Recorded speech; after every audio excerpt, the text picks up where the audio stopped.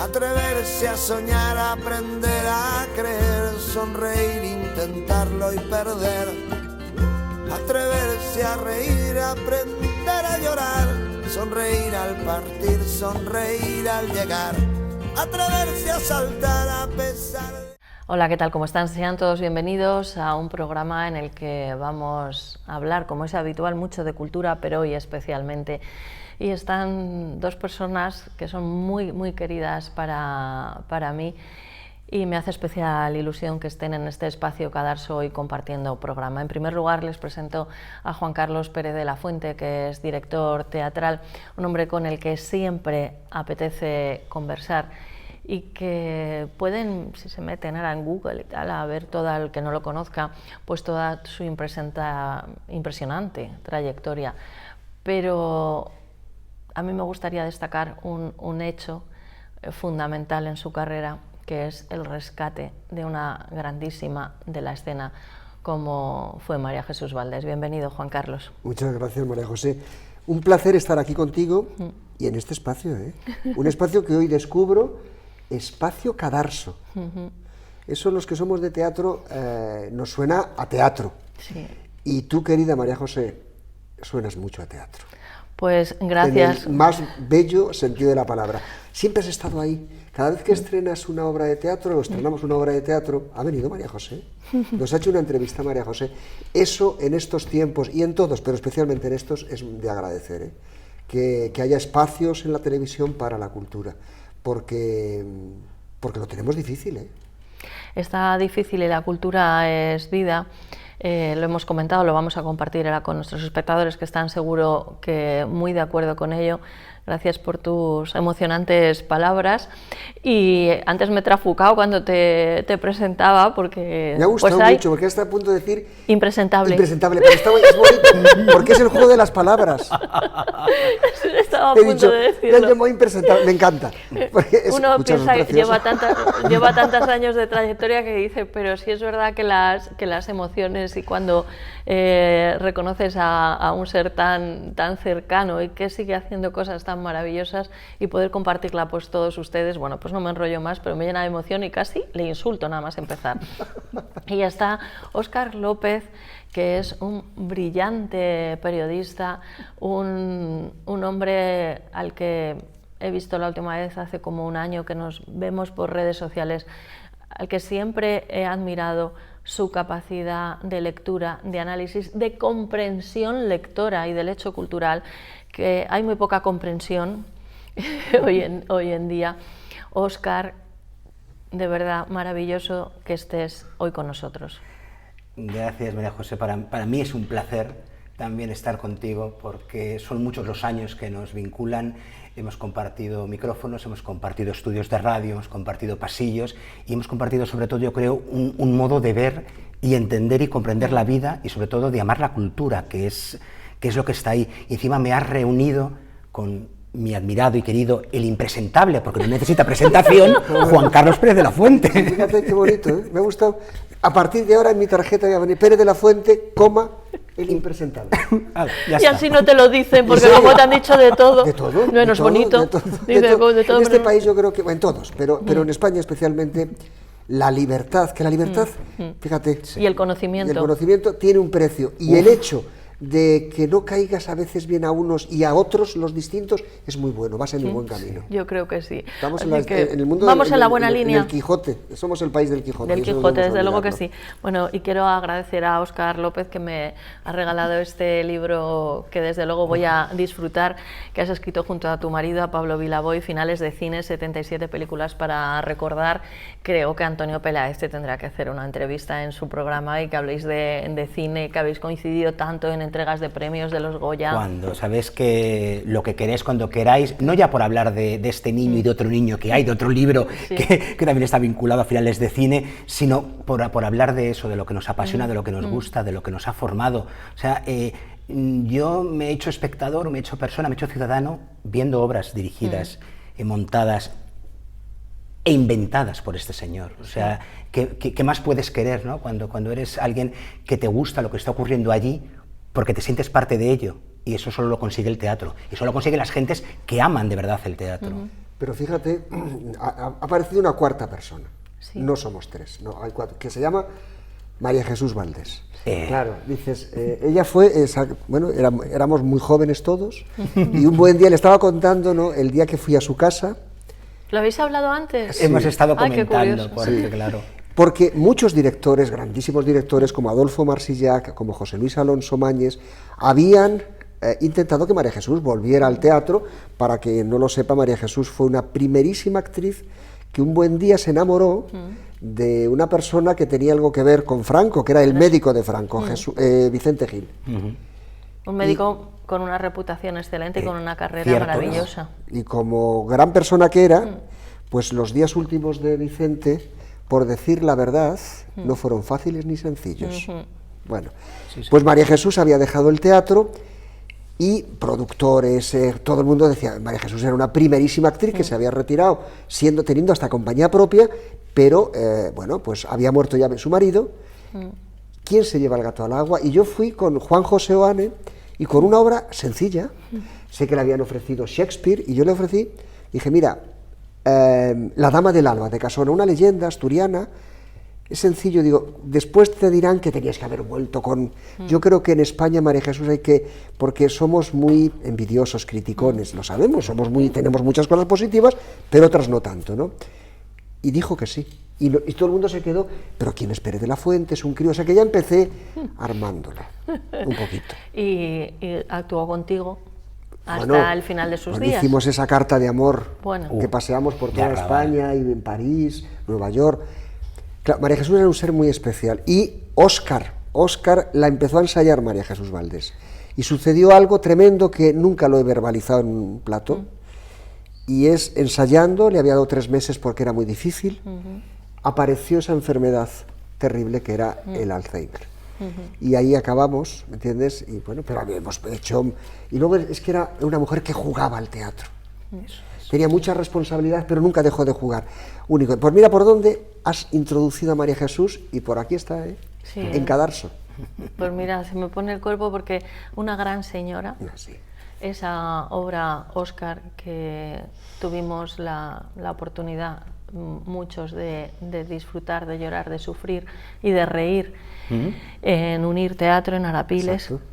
Y bueno, sé que te costó luego encontrar una actriz que Mona Martínez, claro, lo hizo Yolanda Ulloa, y Mona Martínez, y curiosamente, fíjate si lleva años, Óscar, que el 8 de marzo hicimos la última representación, porque se avecinaba la que se avecinaba, ¿no? Y volveremos con Óscar. Óscar nos va a acompañar siempre. Es una historia súper potente, pero hoy estamos para hablar de usura, en estos tiempos, de la banca y de alguno, pero no iban a hablar de cultura. Bueno, has estado al frente del año Pérez Galdós, Benito Pérez Galdós, hablando con Juan Carlos en estos días sobre la entrevista y sobre las cosas de la vida, porque bueno, yo le digo, Juan Carlos, te voy a hacer una entrevista, pero luego me apasiona cómo habla, las cosas que dice, y estaríamos aquí horas y horas. También nos va a hablar de Pardo Bazán, de Emilia Pardo Bazán, y fíjate qué frase, si no es transgresor, a pesar de que algunos le acusan de conservador, dice, es que los centenarios, yo me lo he escrito, un centenario no está para eso, no me gusta ir a los sitios conocidos. Claro, por eso elegiste Torquemada, de Pérez Galdós. Claro, vamos a ver, cuando la Comunidad de Madrid, Marta Rivera de la Cruz, me dijo, queremos que seas el director artístico del año Galdós, ¿qué piensas? Dije, pues primero me voy a volver a leer a Galdós, porque no te sirve. Hace años soy de los primeros que dirigió Fortunata y Jacinta en el Español en el año hace muchos años, uno ya es mayor. Bueno, pero hay que volver a leerlo, ¿por qué? Porque cada lectura de novela, cada película, cada obra de teatro, no te digo nada de la obra de teatro, dialoga con el presente. ¿Entiendes? O sea, no tiene nada que ver. Ay, yo me leí el Quijote. Se tiene que volver a leer usted el Quijote. ¿Por qué? Porque no lo tiene convalidado eso. Claro, primero, porque somos seres vivos y cambiantes. Pero hay obras, cuando son genialidades, como es el Quijote o como es Fortunata y Jacinta, que están vivas. Bueno, pues les dije, me voy a volver a leer, me dais un mes, en un mes te lo lees todo, hombre, claro, mañana, tarde y noche, ¿no? Y primero hay que decirle a la gente que, de verdad, si no ha leído a Galdós, Galdós, Fortunata y Jacinta, los episodios nacionales, la de Brinca... No, pero escúcheme, de verdad. Por ejemplo, Torquemada. ¿Qué es Torquemada? 4 novelas, una tetralogía. Mira, hace un año, voy a contar, por desgracia somos muy dados en España a decir esto. Hace un año, cuando empezaba el año Galdós, en Le Figaro, el crítico de narrativa, de novela, escribió, no sabía que lo íbamos a poner en teatro, dice, sé que los españoles están celebrando el centenario del fallecimiento de Galdós, y yo no había leído nunca Torquemada. Lo he leído y me atrevo a decir que estamos posiblemente ante uno de los mejores, si no es el mejor, avaro de la historia de la literatura universal. Y en España, con estas greñas. Y en España pensando que qué opina no sé quién de no sé cuándo. Mire usted, escúcheme, es que eso era cierto. Torquemada nos cuenta la historia de un usurero. ¿Quiénes son los usureros? Los banqueros de hoy. Claro, dices, ¿quién domina el mundo? ¿La banca? La política. Antes que la política están los banqueros. Lo que pasa es que son tan inteligentes, están tan camuflados, para que llegara unos y otros, desde la extrema derecha hasta la extrema izquierda, dicen que sí los banqueros, si no, no hay tu tía. Sí. Estoy pensando en Vox o en Podemos. Sí. Ambos les han dado el visto bueno y todos sabemos quién. Bien, pues toda esa historia, Galdós la cuenta y nos cuenta la historia de don Francisco Torquemada, usurero que se dedicaba a la usura, a los que operaba en los barrios del sur de Madrid. Por ejemplo, un barrio, fíjate qué bonito, donde estaba, porque ya no está, el Calderón, el Estadio Calderón de la M30 allí, se llamaba el barrio de las Injurias. No. Es que no es bonito, ¿no? Bueno, pues allí operaba. Este personaje sale en Fortunata y Jacinta. Es como el alumno privilegiado de doña Lupe, la de los pavos, que era una mujer y era también usurera. Pero vamos a verle cómo ese señor va a pasar por ser un usurero primero, después un banquero de moda, senador y marqués. Va a hacer un recorrido que dices, no es posible, ¿sí? Porque Galdós, si algo es, toma el pulso a la vida, toma el pulso y podemos dialogar con él desde el siglo XXI. Ya me callo porque hablo muchísimo, me tenéis que decir, tiene solamente un minuto. No, eso es en el Congreso y ponen luz verde y luz roja, pero el conversar... Lo que puede llegar un momento en que digamos, se acabó el programa, sí. Otro día hablaremos de los libros de Óscar, que no le va a pasar nada, pero vamos conversando y las pasiones desatadas de tu juventud no las voy a privar yo de compartir con nuestros espectadores, no seré yo quien. Me estás enseñando un libro que has traído que es de Galdós. Claro, no, que precisamente esa biblioteca que yo creo que todos, ¿verdad?, tenemos desperdigada, en mi caso por 3 casas distintas, pero tenía muy a mano Galdós. Girar así para que sea año Galdós, como dice Juan Carlos, me lo puse a mano. Todo el Galdós que pude recopilar en poco tiempo. Y fíjate, de la época de estudiante, las 4 novelas de Torquemada, que este señor Ignacio García Maya han convertido en una obra de teatro, en un monólogo maravilloso. Con Pedro Casablanca. Que es el actor. Que claro, que es un grandísimo actor. Hay muchas personas que le reconocerán probablemente por series de televisión y desde luego su imagen es potente, su voz también. Yo cuando lo he visto en teatro dices, caray, es que es sublime, ¿eh? Es que tiene algo que dices, mira, cada X tiempo, distintas generaciones, aparece uno que dices, sí, es el elegido. Sí. Le llamé a mitad del año de pandemia y le dije, escúchame, vamos a hacer esto, tú siempre sé que tienes series, pero a lo mejor resulta que como estamos todos en casita metidos, ¿no? Te lo voy a enviar. ¿Conoces Torquemada de Galdós? Y me dice, no. Y eso, dice, sé que me sienta fatal, no lo conozco. Bien, pues te lo voy a enviar. Pero fíjate, eran como las 3 de la tarde. Antes de que el sol desaparezca, me tienes que contestar sí o no.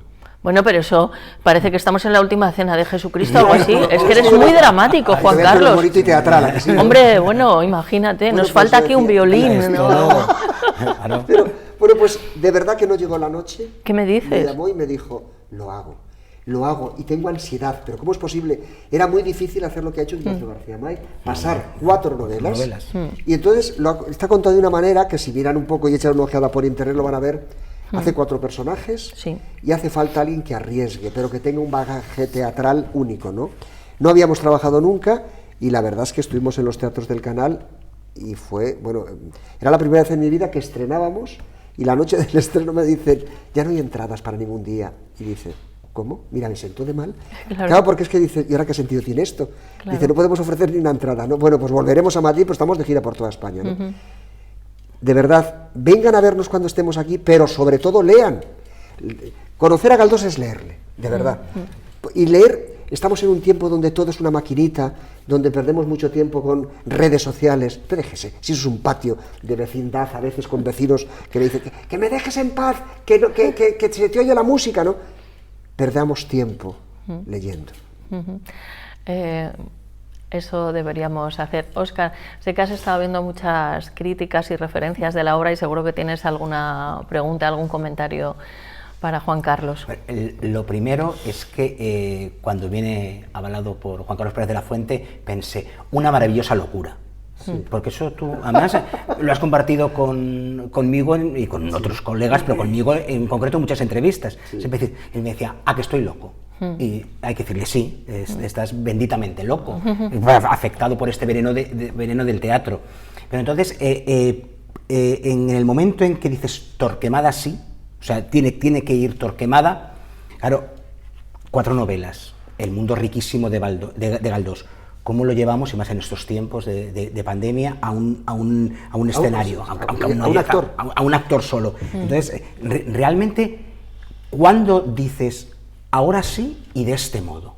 Verás, hubo muchas reuniones con la Comunidad de Madrid y llegas, vamos a ver, no hay dinero, estamos en un tiempo donde si hay poco dinero para la cultura casi siempre, bueno, pues estos tiempos no hay dinero, entonces porque se habló de misericordia, dije, quería haber hecho de verdad dialogar con José Luis Alonso Mañes, que fue el gran éxito de su vida en los años 70, cuando hace con María Fernanda Docón y con Bódalo. Porque esa obra los protagonistas son los pobres de pedir, los mendigos de Madrid. Esa Benina y ese Almudena, y es el diálogo entre los cristianos y los musulmanes, fíjate ahora que tenemos, ¿no? Pero me di cuenta que no tenían dinero, y dije, no, escuchadme, no. Entonces dije, Torquemada, tenía claro que iba a ser Ignacio García May, que un día dirigiendo el Teatro Español le dije, Ignacio, vamos a empezar a hacer una serie de obras de teatro de mujeres vivas, importantísimas, de la vida cultural y política española. La primera, la reina Sofía. Me dijo, ¿cómo? ¿Es verdad? Dice, sí, se puso Sofía. Yo recuerdo en el Ayuntamiento de Madrid, me decía el concejal Pedro, Juan Carlos, ¿pero qué necesidad tienes de meterte en estos líos? Desde el ángulo humano. Claro. Los ingleses lo hacen, yo no voy a criticarla. Eso sí, necesito que me abran puertas y me cuenten cómo es ella, ¿no? Claro. Bueno, pues ese señor le dije, tengo claro cómo lo queremos contar. Creo que me insultó, lo ha contado por ahí, dice, cuando llegué a mi casa y le dije, quiero que hagas esto, pero va a ser un monólogo y creo que se debe hacer Dice, aquella noche soñé contigo y te escupía la cara. Claro, porque es que llevar una novela, 4 novelas, a un mismo actor, claro, y luego venía la siguiente. ¿Y si no tienes el actor? Claro.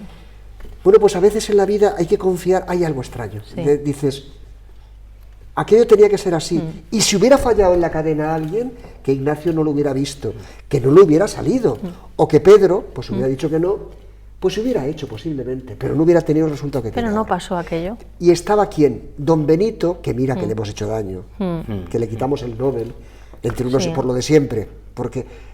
Y solamente me gustaría dejar una cosa, aquellos que dicen que es anticlerical, que le lean, porque se van a encontrar, decía Marañón, ¿cómo es posible que le digan? Es que era anticlerical, yo también sería anticlerical de aquella iglesia, sin embargo, coincido con Marañón que dice, oiga, cuando aquel señor entraba en una iglesia, su estar con el misterio era único, con lo cual él buscó, y ahí tienes el ejemplo de misericordia, al nuevo Cristo del siglo XX y ahora del XXI. Podríamos estar dedicándole a Galdós todo porque es, fíjate, yo te diría, a la altura de Cervantes, Galdós. Y los españoles tenemos que reflexionar, ¿por qué Galdós no es el Dickens? Mira, ha hecho una cosa el Ayuntamiento de Madrid actual que lo mataría, se lo he dicho al alcalde, tal cual, ¿eh? Sí. En la Navidad del año Galdós ponen a Dickens, un cuento de Dickens. Claro. ¿Estamos mal de la cabeza? ¿De verdad que no hay nadie? Se lo he dicho a la concejala. Sí, a Levi. Sí, pero ¿cómo es posible que nos haya pasado esto? Porque no hay que pensar... Hay que centrarse, como se dice, hay que centrarse. Claro. Hay que centrarse, porque en Galdós, además, claro, has comparado con Cervantes, Galdós resulta tan actual. Totalmente. tan actual, leyéndolo hoy en día, todas esas disputas, todo lo que describe. Entonces, es verdad que, fíjate, pues Cervantes, que vamos a hablar, pero claro, el lenguaje de Galdós es que no lo tenemos ni que adecuar para el día de hoy, es tal cual. Pero mira, está bien que haya gente como tú que lo diga para ayudar a reflexionar y a pensar y a valorar lo nuestro. Y siendo potente Galdós, y siendo potente la adaptación, y siendo potente Casablanca, pues hay que pensar y hacerlo. Pero claro. Y luego además, claro, siendo un personaje, pues es viable el que se pueda llevar por distintos sitios. Quiero decir, recuperas un texto y encima lo haces posible. Pero Juan Carlos, me dejabas en un recado precioso, que lo tengo grabado y no lo pienso borrar, que, ay, cómo es el amor.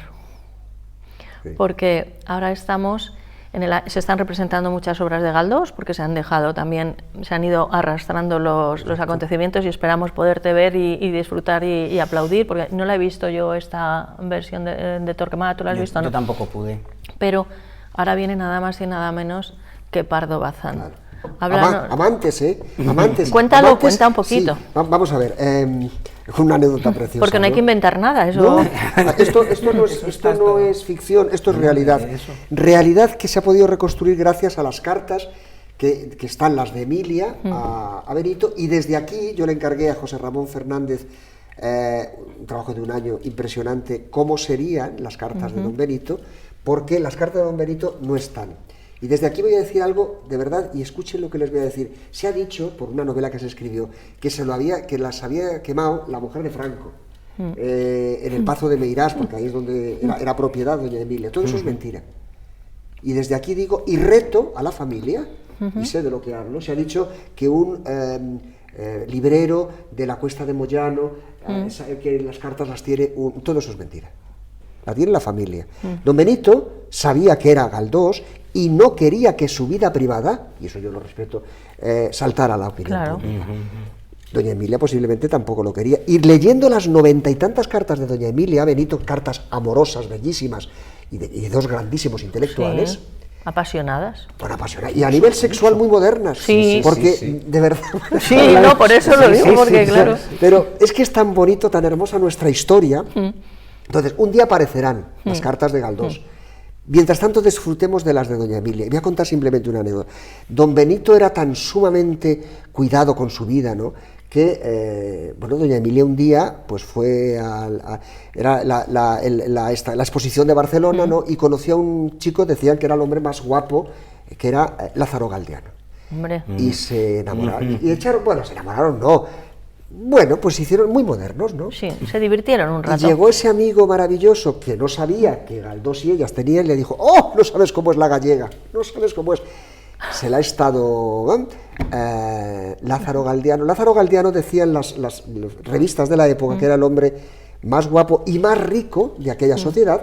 Bueno, un hombre amante de la cultura, de las bellas artes, de todo, ¿no? Que luego tiene en Madrid el Palacete, el famoso Palacete y Museo, ¿no? Es precioso. Cuando Don Benito le dice: creo que tienes algo que contarme.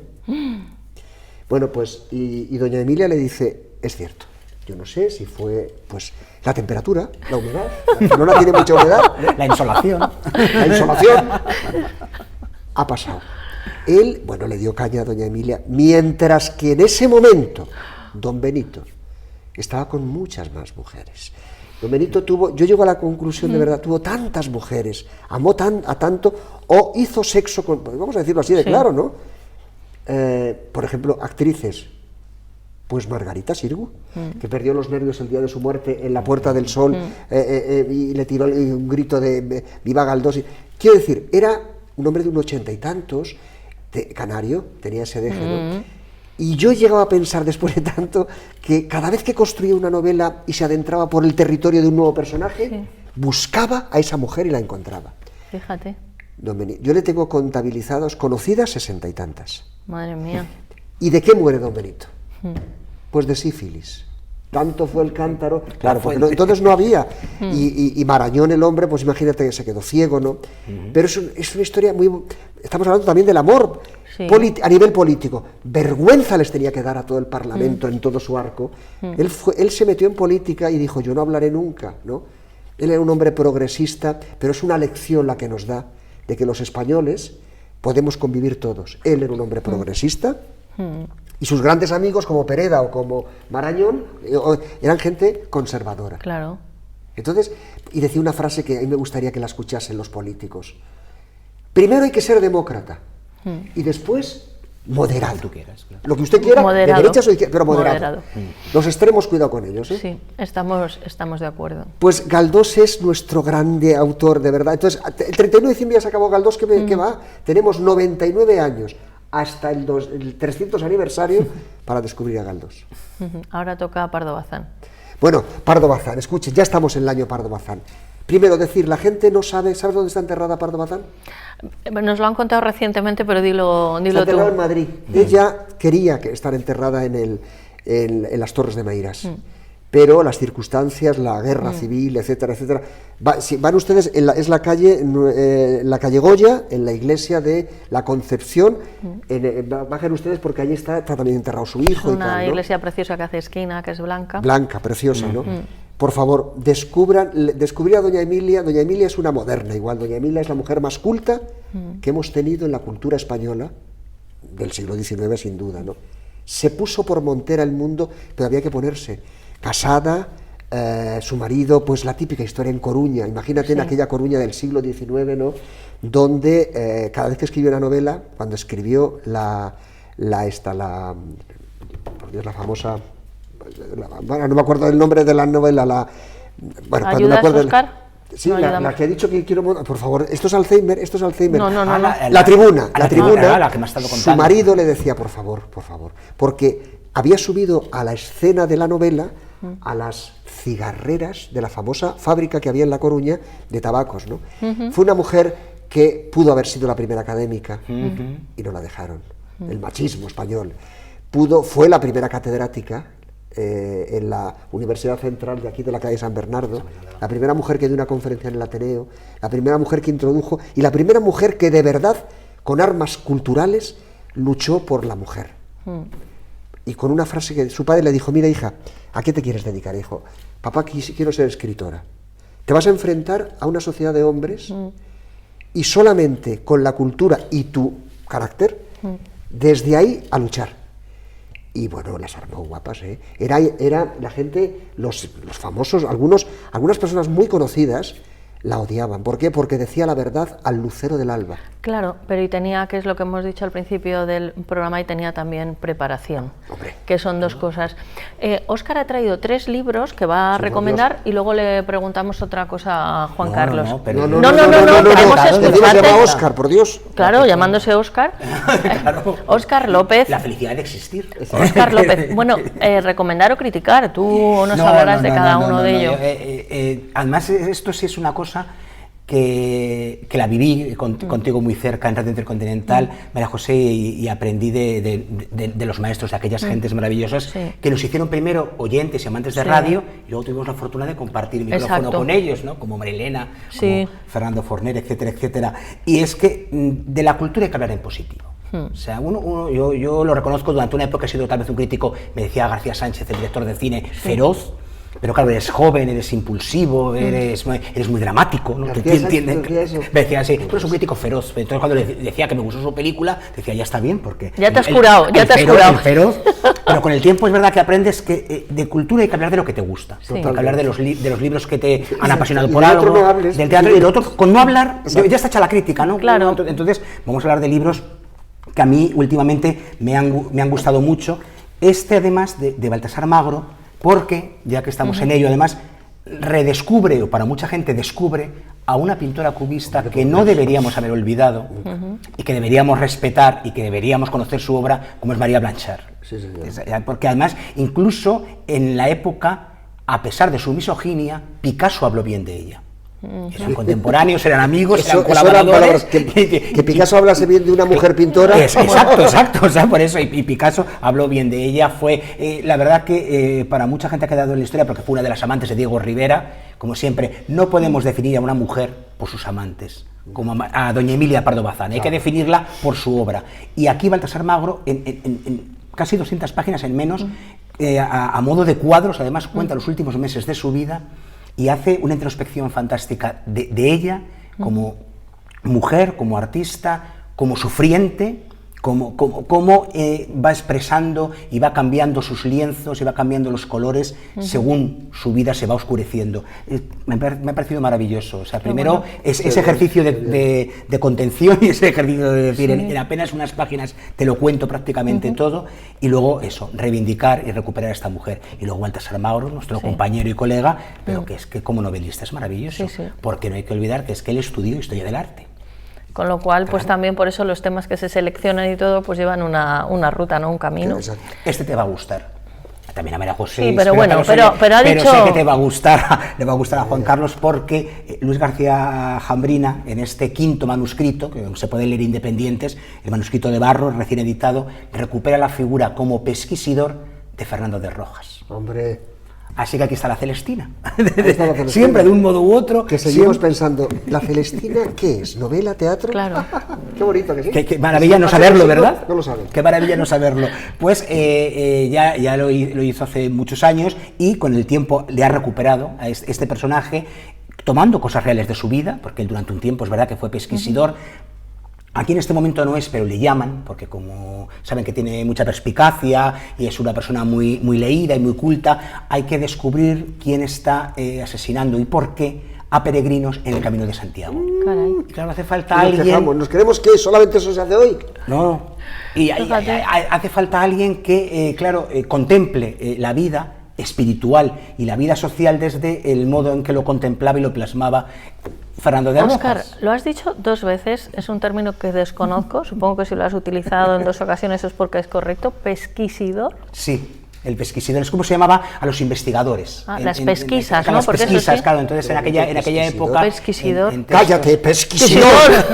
¡Lejos de mí! ¡Qué mal! Yo debo decir que lo descubrí con unas novelas de José Calvo Pollato, que tiene un personaje que, por cierto, querido amigo Pepe, a ver si retomas ese personaje que sí que has abandonado, no como García Jambrina, pues él creó... Pepe, ahí llevas esa. Él creó Digo que lo ha dicho de paso, cámara. Dice que ya no es feroz. Le ha faltado aquello de ¿cuál es mi cámara? Eso, dice que ya no es feroz. Y he buscado, digo, deben dar por allí la cámara. Todo crítico lleva el feroz dentro. Hombre... Sí, siempre queda algo. Hemos hablado de una conversación antes, ¿no? Y ten cuidado, Ángel de Amor, dices, yo soy amigo o amiga de este crítico. Pero, y la risa. Sí, la risa. Pero se lo he dicho con buena intención, porque eran unas novelas muy divertidas, aquellas de Calvo Pollato, luego ha escrito otras estupendas, pero nos debe al menos una novela en la que remate aquellas pesquisas. Pero bueno, yendo a estas, como digo, lo fantástico es que García Jambrina, igual que hacía Conan Doyle, rompe la cronología. O sea, de hecho, le hemos visto más viejo en el tercer manuscrito cronológicamente, porque es una serie que tú puedes descolocar y leer en el momento que quieras y demás. Claro. Ahí está la vida de verdad del escritor, ahí está la vida de cuando era pesquisidor, de cuando luego lo abandonó, de cuando se casó, de cuando tuvo amoríos. Todo esto va saliendo y son novelas muy entretenidas, pero novelas con un grandísimo bagaje cultural, porque van haciendo el camino. Los peripatéticos, volvemos a los clásicos, y ellos van conversando los peripatéticos y nos van contando cómo era la vida y cómo era en aquel momento hacer el Camino de Santiago, por qué se hacía, por qué otros no querían hacerlo, etcétera, etcétera. Va recorriendo Europa, va recorriendo toda España con el Camino de Santiago y va cogiendo unos símbolos fantásticos y perfectos. Pues ya hemos descubierto los peripatéticos, los pesquisidores, a ver en el tercer libro que descubrimos. Bueno, lo que vamos a descubrir es buen padre. Santiago Díaz confirma que si es grandísimo guionista de televisión, es aún mejor novelista. Es su segunda novela, pero claro, le avalan, aunque solo sea de una serie concreta, El secreto de Puente Viejo, 400 guiones, más luego otras series en las que ha participado o está participando en estos momentos. Pero él tenía siempre la cosa de escribir una novela, y hace unos años debutó con una novela fantástica llamada Talión, pero esta... sí que es como decir, esta es una obra de madurez, esta es una obra muy pensada. Anuncia que inicia una serie, La inspectora Indira Ramos, es muy particular porque tiene un TOC, y además él hace algo muy bueno, empieza tomándolo como que siempre hablamos del TOC, del trastorno obsesivo-compulsivo, con un cierto humor, con una cierta distancia, como es alguien maniático, ¿sabe? Pero como poco a poco lo va oscureciendo y cuenta los orígenes de ese TOC, por qué ella lo padece. porque ella lo sufre. Entonces es muy bueno darle esa vuelta y decir, te puedes reír mucho, todos tenemos manías, supersticiones, colocamos el vaso aquí, allá, tal, pero hay gente que de verdad lo sufre. Pero es que en el caso de Toc Toc, la obra de teatro, claro dice, está bien de vez en cuando reírse, pero dice, Sandra, cuando lo tienes... Claro, entonces ¿por qué Indira Ramos lo tiene? Y Entre medias es una obra que nos lleva, como para mí, no es lo que más me gusta de las novelas negras, te llevan a plantearte qué harías tú en esa situación. Si tú serías ese buen padre o no serías ese buen padre. Si tú te pondrías del lado de Indira o del lado de los que la atacan. Si estarías a favor de salvar a unas víctimas creando otras. Como dice Carmen Mola, se saltan muchos límites morales, pero es muy bueno que la novela negra lo haga. Que te plantee a dónde irías tú, a dónde llegarías tú. Y como siempre, como la grande y la clásica y la gran novela negra, de fondo, la sociedad. Un análisis implacable de cómo somos, de cómo nos atacamos, de cómo nos olvidamos de los otros, lo que estaba contando Juan Carlos, que él conoce, por desgracia, muy de cerca y ha vivido tantas veces. Óscar, dicen que durante el encierro, yo le llamo el encierro. Qué bonito. Tiene una base, además, animal, muy interesante. El encierro, dicen que, no sé si el encierro ha terminado o no, creo que no, pero durante el encierro es que se ha leído mucho más, ¿es cierto? Parece ser que sí, claro, depende de con quién te comuniques, ¿no? Con quién estés en contacto. Yo la verdad que tengo la fortuna de tener grandes amigos que leen mucho y de forma parte de un club de lectura y leen locura de libros, que sé que tú, María José, lo sigues por redes. Al frente está Pepa Muñoz, que es la que además promueve estos encuentros con escritores que ahora hacemos vía Zoom. No nos podemos ver, tocar, estar todos juntos, pues cada uno en su pantallita. Hacemos un mosaico, pues bueno, ustedes conocen el Zoom, ¿no? Y vamos hablando todos del libro. De hecho, hicimos hace muy poco uno con Santiago Díaz, por eso he querido traer este libro. Pero creo que sí, porque tuvimos más tiempo para estar con nosotros mismos. Y yo creo que al final, ¿verdad, Juan Carlos? Lo estábamos comentando en maquillaje y luego en la sala en la sala VIP, maravillosa, que nos ha encantado. En serio. Con esa lámpara y con el vaquillero. Sí, yo te voy a tirar los tejos y te diré, un día en semana lo abrimos para que venga la gente a verlo. Dice que tiene escenario, solamente mirando qué cámara es la mía. Tener escenario, cuando entré he dicho, ¿un escenario? Sí. Bueno, ya hablaremos. Yo, ¿sabes? Tenemos que hacer la presentación a lo bestia, diciendo, imagina, es que tener un escenario en un plató es tan bonito, ¿por qué? Porque si hay un sitio, un arte que une a todos, es el escenario. En el escenario nadie es ajeno. No. Y lo que estábamos comentando. Tema de los libros. Pero vamos, que ya te digo que sí, puedes seguir hablando. ¿Sí? Sí. Te haré una propuesta rápidamente. Desde luego, además, no la hago por redes para que sea secreta y luego la presentamos. Además, como lo tuyo es muy convencional. Muy convencional, ¿a que sí? No. Vamos a ver, lo primero que hay que decir a los padres es que hay que crear en los chavales el hábito de leer. Porque si no tienes hábito de leer, por mucho que te encerremos, te vas a subir por las paredes, pero, o sea, lee aquel que tuvo una semilla y dice, oye, pues lo he dejado. Pero el que no la tuvo no lee. Y leer, de verdad, es que dices, a mí ya, que los poderes estos, no los eclesiásticos, los de políticos, digan que hay que leer. ¿Por qué? Sí. Porque cuando éramos jóvenes, cuando llegaba la democracia a este país, y estábamos comiéndonos el mundo, sabíamos que en la cultura está la verdadera libertad. ¿Por qué? Porque los políticos siempre te van a decir que es mejor A que B, B que C, y dices, tienes que opinar tú. Tú estabas hablando del libro y dices, fíjate qué interesante.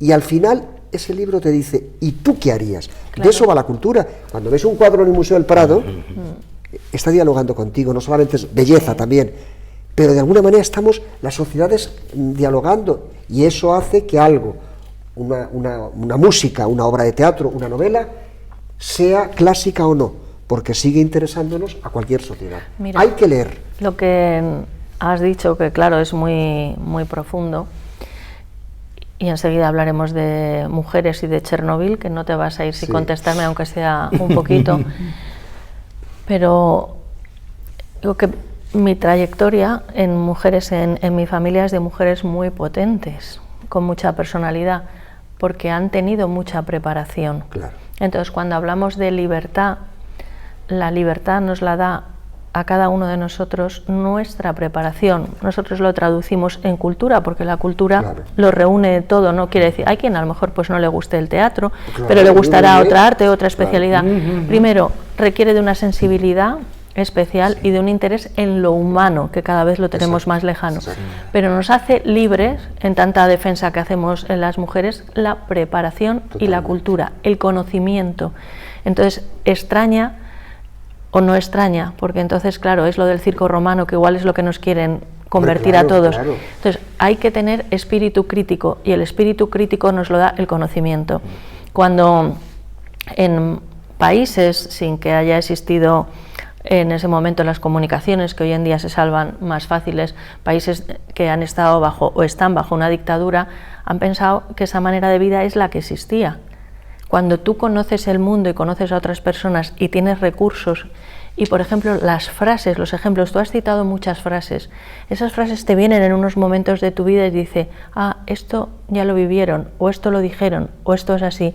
Eso es lo que nos hace tener un pensamiento crítico, ser personas, antes que nada. Entonces es fundamental y básico.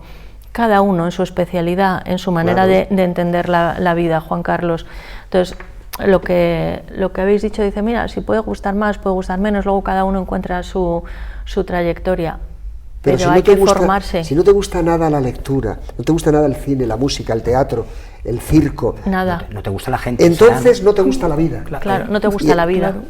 Claro, entonces dices, algo te pasa. ¿Quieres estar ajeno? No. Vivir es una aventura maravillosa que se encuentra con el otro siempre. Sí. Yo, esta especie como de masturbación continua que estamos haciendo, y cuidado con este mundo que estamos haciendo ahora por la pandemia, que lo tenemos que hacer mientras pase todo esto. Yo estoy de las redes hasta las narices ya, estoy de los chats, todo esto, dices, a ver, yo quiero ver a la gente palpitar, olerla, porque somos seres que tenemos potencias. Sí. El mundo está hecho para encontrarnos en el otro, en la otredad, esa palabra que tanto la hemos puesto de moda. O sea que cuidadito con esto, y a los jóvenes hay que decirles que en la vida hay que salir y contaminarse de la vida. No hablo de contaminarnos, ahora estamos en un momento donde todo esto, por cierto, ya lo vivió Galdós. Miren, lean de Galdós esto que les voy a decir. Es una joya, tiene 22 años, acaba de tomar la determinación de que quiere dejar derecho, trabaja en un periódico, él que nunca fue periodista, fue el gran periodista, y escribe un cuento corto que lo publica en 2 días en el periódico, que se llama Una industria que vive de la muerte, episodio musical del cólera. Llega el cólera a Madrid, aquel joven hasta se ríe del cólera. Claro. Pero cuenta una historia maravillosa porque dice, y habla de música. ¿Cuál es el sonido que hay en Madrid? En Madrid últimamente hay un sonido, es el del martillo dando con el clavo en la construcción de ¿qué? Es un cuento negro, como Hoffman, de ataúdes, porque en Madrid ha llegado el cólera. O sea, nada nuevo hay bajo el sol. Esto lo han vivido ya otras generaciones y han salido, y tenemos que salir nosotros, oye, y que la gente se tome en serio. Lo de las fiestecitas ya está bien, ¿eh? Igual que digo una cosa, lo digo la mayor fiestecita con un libro. Sí, claro, no, pero es verdad. Claro. Pero si es que lo que estás diciendo, pues indudablemente todos tenemos que tener cuidados, mantener distancias, todo lo que sea, pero hay que tener también un espíritu crítico. Totalmente. Para saber que se puede seguir pensando, se puede seguir disfrutando sin poner en riesgo a nadie ni a nosotros mismos, y que se puede ser feliz. Y que eso de esto pasará, pues no lo sabemos. Y pues eso de que esto nos hará... Se mucha gente en el camino, cuanta menos se quede mejor. Y muchas cosas. ¿Y esto nos hará mejores? Pues tampoco. Entonces, vamos a saber, mujeres, sobre un escenario, todo, mujeres, Chernobyl, pero bueno, ¿qué cóctel es este? Dice, fíjate que se debería haber hecho, y eso va a ser en el espacio Arapiles 16, que es de la Universidad de Unir. Vamos a ver, yo hace muchos años ya leí esta... Es una novela que yo siempre es un ensayo, porque está basada en monólogos que pregunto, ¿no? Chernobyl, la famosa serie que usted... Eso viene de Voces de Chernobyl, ¿no? Pues según lo leí, me fui a ver a la bielorrusa, estaba en Francia, y dije, yo quiero hacer 2 versiones, una de mujeres. ¿Por qué? Porque como nos pasó a nosotros en España con la guerra civil española la hicimos los hombres, y fueron las mujeres las que tuvieron que sacarnos. Chernobyl hay que ponerlo sobre el escenario, esas mujeres que nos cuenten. ¿Por qué? Porque aquello que sucedió, terrible, nos puede suceder en cualquier momento cuando jugamos con cosas. Y también vamos a hablar de la política, de las mentiras de la política. Yo creo que esa novela, y lo que, mejor dicho, esa novela... quieres hacer amigos, ¿no? Sí. Claro, qué mal se llevó todo aquello de Chernobyl, qué mal se llevó, porque los políticos donde meten la mano, la lían. Vamos a llevarlo a la escena con 3 mujeres que van a hacer muchos monólogos y nos van a contar lo que ahí se vivió cuando se juega malamente con la energía nuclear. Interesantísimo. Óscar López, periodista, crítico feroz. A partir de ahora, ya no. Yo voy a poner, sí, en mi WhatsApp lo voy a poner. Óscar, el feroz. El feroz. Es bonito el artículo. Oye, desde luego, fíjate. A García Sánchez hay que pedirle los derechos y el copyright, los derechos de autor. Me ha alegrado tenerte, espero que sea la primera de muchas veces aquí con nosotros en la tele y que aportes tu saber estar y tu conocimiento a nuestros espectadores, que la verdad que lo reciben muy bien. Hemos hablado mucho de libros, hay un espacio en concreto que hacemos de relatos para mayores, hay otro que hacemos para niños, el de relatos para mayores lo dirige y presenta Julia Bustamante, el de niños Teresa Novillo, y fíjate, parece muy sencillo, pero vienen unos críos y cuentan un cuento, una historia suya preferida, ya se lo preparan los nervios y les ves lo contentos que están, tampoco se necesitan más artificios cuando está la verdad. Así se empieza. Así se empieza. Está, claro, y a Juan Carlos Pérez de la Fuente, como siempre, mi admiración.